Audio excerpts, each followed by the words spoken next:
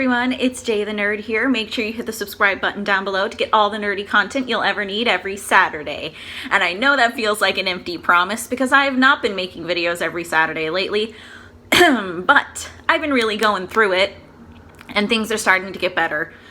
So hopefully I can actually make that promise that I will have a video every Saturday. But today we're going to be talking about my monthly favorites, and I have a lot to talk about because, as I previously stated, I was really going through it and I did not make a monthly favorites for September. So this is a lot of stuff that I have to talk about, and it's a lot, but I had to cut it down because I have watched so much stuff in the last few weeks, to distract myself from all the shit I was going through.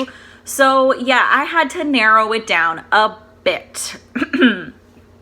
First, we're going to be talking about video games.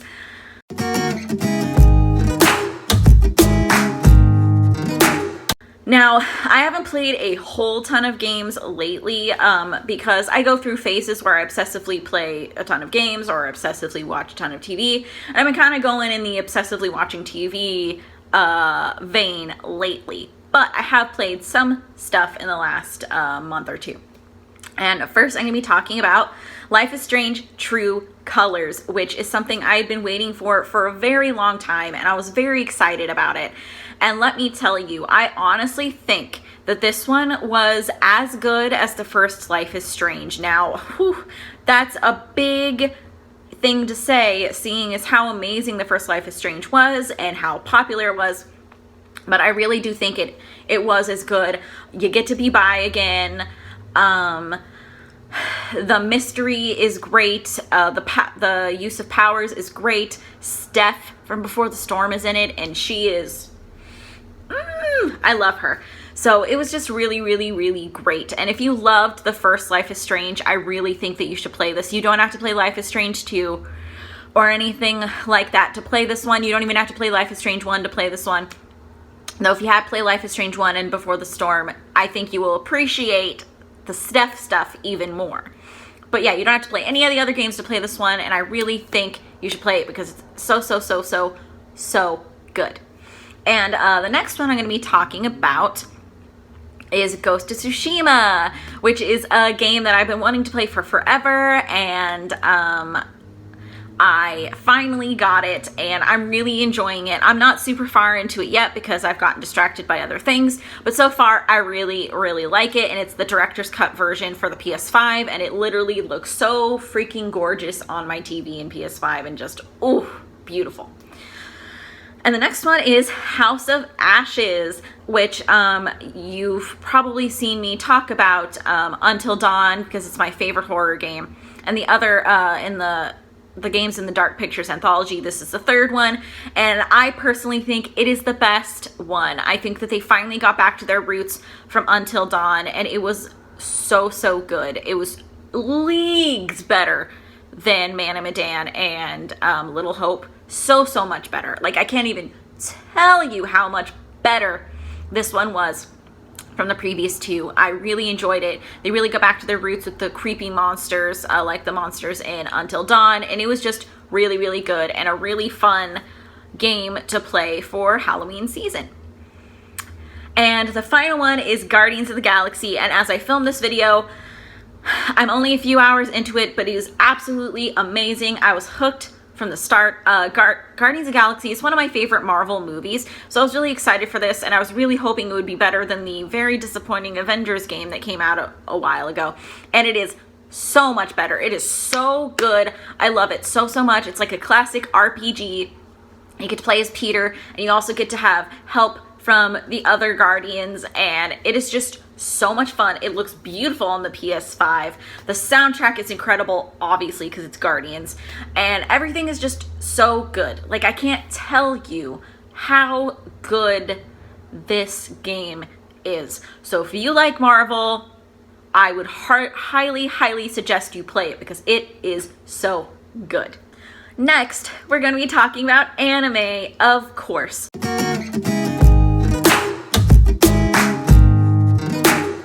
Now, I don't have a whole lot of anime to talk about right now because I've been kind of on the live action television kick for a bit. But I do have two that I want to mention, and the first one is Komi Can't Communicate, which is a weekly one on Netflix because Netflix has started to do weekly anime. And there's only a couple of episodes out so far, but I really, really love it. It was my number one that I was looking forward to this anime season because it's about a girl with social anxiety, and I've struggled with social anxiety my whole life. And so I really wanted to try it, and I really, really like it so far. So yeah, it's about this girl, Komi, who has social anxiety, but she's like beautiful and smart, and everyone loves her, but she doesn't know how to talk to anyone. And this boy kind of makes it his mission to be her friend and help her with her goal of making 100 friends. And it's just really cute, and I love it so much. And the next one is called Blue Period, which is also a weekly anime on Netflix. And it's about this boy who kind of has gone through his whole life not really having a passion for anything and kind of just like being the smartest and most popular person just because he wanted to succeed, and that's what his parents expected of him, but he never had a passion for anything. And then one day in his art class, he paints this painting that everybody really likes, and he realizes that he really loves art. And so he finally finds his passion, and his blue period, his depression period, is finally over, and he has joy and passion and happiness in his life, and he makes it his goal to get into art school. And I just really like that because, like, as someone who has always kind of struggled with this idea of like, what is my dream? What is my passion? Because, you know, everybody says that you're supposed to have this like idea of your dream career by the time you enter college, and I never have that. And I always felt like there was something wrong with me. And I feel like the show really tells you that, like, it's not too late to find your passion. It's not too late to find what you want to do. And I just really love it. And it's beautiful. And it's made me emotional already. And there's only been like 3 episodes. So yeah, it's really, really good. And next I'm going to be talking about TV. Now, I have a lot to talk about with TV because I've watched so much of it, and even so, I've had to narrow it down because I've watched so many shows that, like, I had to just pick my favorites. So, the first is going to be Midnight Mass because I've watched some good horror shows in the month of October, and Midnight Mass is definitely one of them. Obviously, I'm not going to spoil anything, but if you like any of Mike Flanagan's Netflix horror shows or his horror movies, I highly suggest you watch this. It is very different from the other stuff he made. It's more monster kind of horror than he usually does. And it's a very, very, very, very good metaphor and representation of religious trauma, which I can relate to a lot, and I'm sure a lot of people can relate to a lot, so I highly, highly suggest it. And the next Flanagan thing I'm going to be talking about is The Haunting of Hill House, which I talked about Bly Manor when it came out, you know, like a year or so ago, and I fell in love with it, but I hadn't watched Hill House. And the reason for this was when I tried Hill House, I got about 8 minutes into it when I tried it originally and got freaked out and stopped watching it. But since I've started taking anxiety medication and I've just like changed and grown as a person in my interests, I can handle horror way, way, way better than I used to, and I'm absolutely in love with horror now. And so I gave it another try, and I am not disappointed. I loved every minute of it. It was beautiful, it was tragic, it was sad. It's the most beautiful metaphor for childhood trauma I have ever seen in my entire life, and I am literally like a Mike Flanagan stan. I will watch anything this man makes now. Like, literally everything he makes is so beautiful, and he does literally, his stuff is the reason I love horror, because I think horror just does such a good job at like metaphors for things, like metaphors for trauma and abuse and just like the hard parts of life. Horror does such a beautiful job at tackling that through horror and demons and monsters and all these things, and Flanagan just does it better than anyone else, and it's just so good. To get off the Flanagan train, we're now going to talk about Only Murders. I cannot talk. Only Murders in the Building, which stars Selena Gomez, Steve Martin, and Martin Short. What an amazing cast that is. And it is so freaking good. It's about these 3 people who live in this like old, expensive apartment building in New York, and someone gets murdered, and they all 3 kind of, you know, end up intertwined in this together, and they decide to start a true crime podcast called Only Murders in the Building as a way to solve the murder themselves. And it is hilarious and amazing, and I just freaking love it so much. If you like any of those 3 actors, I highly suggest it. If you like quirky murder mystery comedy, I highly suggest you watch it. It is amazing, and it just finished the first season on Hulu, so I highly suggest you watch it. It's only 10 episodes. And now to kind of go in the opposite direction, You Season 3. I've talked about You a lot on this channel. I really like the show because I like how it shows you basically that all this stuff that you think is romantic in romantic comedy movies and shows and stuff like that is actually really creepy if done in a realistic manner. So Joe, you know, does all of the stalking stuff and the creepy, obsessive stuff that a lot of times is in romantic comedies and shows, and it's painted as romantic when in reality it's not. And I really appreciate what the show does and showing you how it really is. And You Season 3, in my opinion, was the best season so far.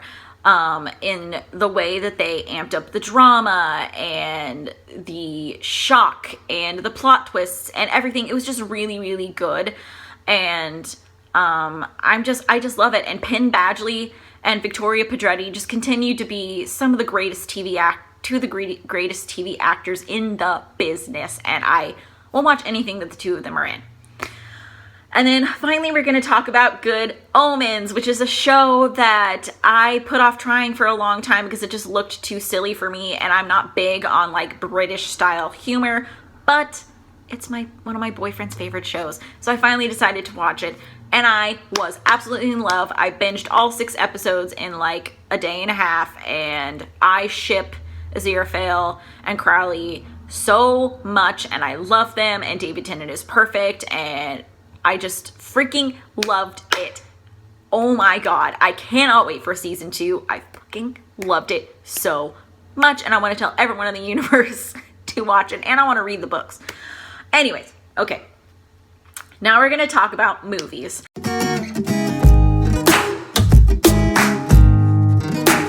And the number 1 movie that I wanted to talk about was Dear Evan Hansen, because I've talked about it on this channel a lot. I've done covers of songs. Dear Evan Hansen is my favorite musical, and I cannot tell you how excited I was for there to be a movie. And it did not disappoint. It was exactly like the musical. It was perfect. It was amazing.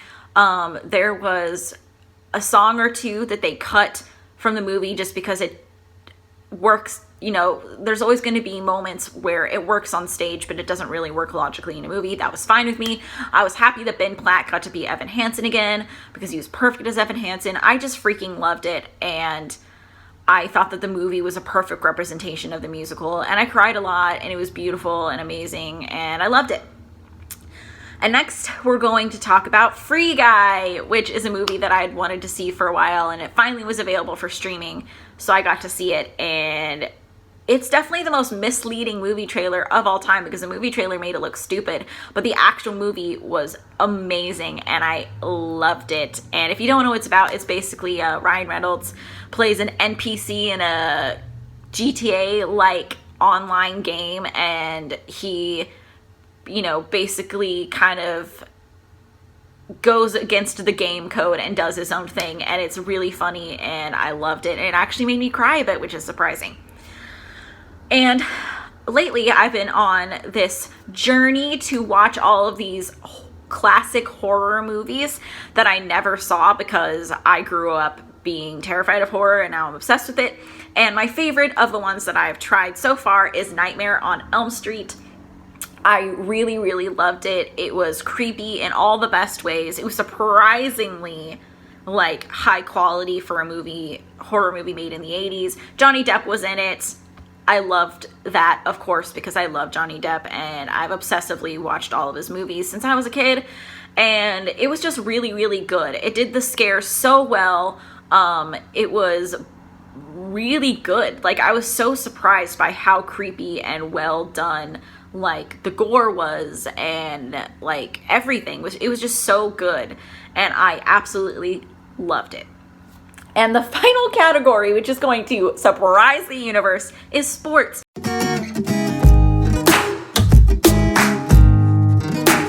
Because yes, I've gotten into sports now, specifically baseball. Baseball is an obsession of mine now.